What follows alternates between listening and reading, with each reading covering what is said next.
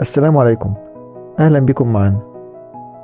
ده يا جماعة كان كرسي قديم عندي، وزي ما انتوا شايفين متبهدل ازاي. ان شاء الله هنحاول ان احنا نرجعه للشكل اللي انتوا شايفينه في الصورة دوت. بقى كرسي تاني خالص بشكل جديد ومبتكر. تابعوا معايا الفيديو ان شاء الله هتستفادوا منه كتير.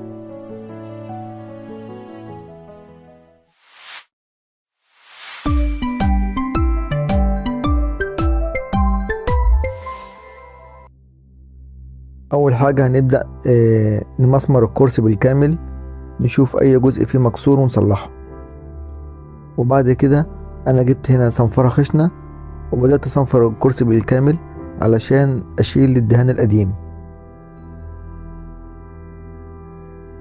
بعد كده هنجيب معجون خشب ونبدأ نمعجن كل الأماكن اللي في الكرسي، أي مكان